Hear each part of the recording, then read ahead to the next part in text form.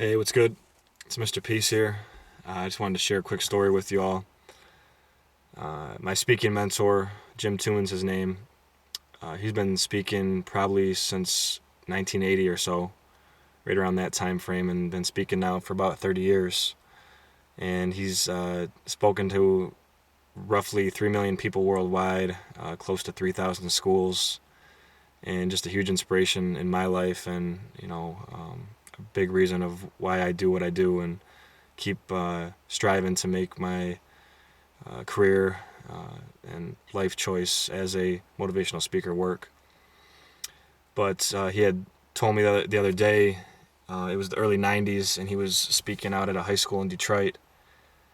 And after his talk, a lot of times, he has like an open mic session and stuff for the students to come up and share what's on their heart and, some of their struggles that they're going through and things like that, and appreciate people, their friends and family in their life.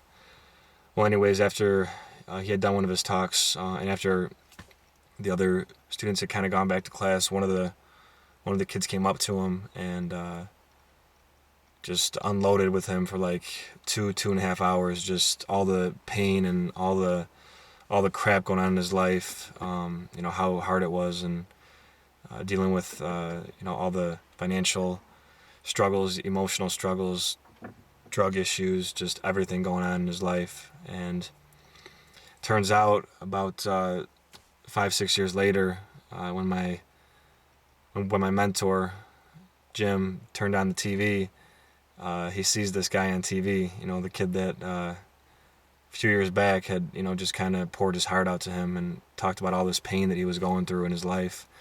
And his first name was Marshall.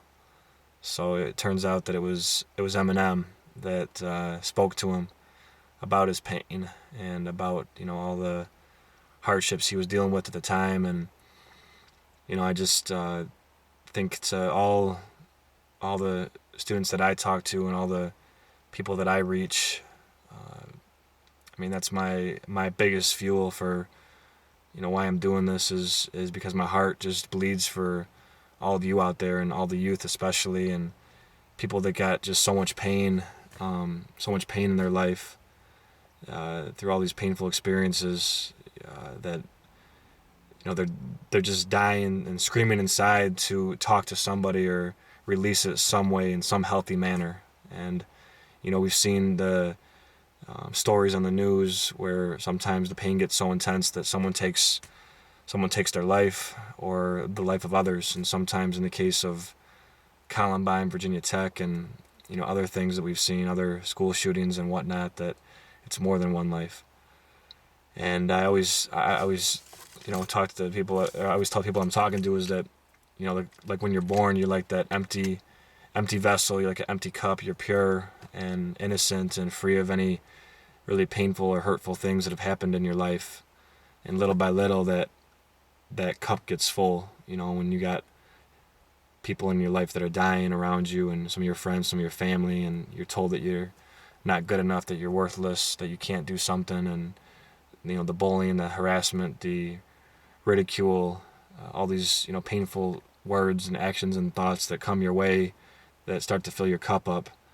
My question always becomes is, if there's that much pain, how can there ever be any more room for love?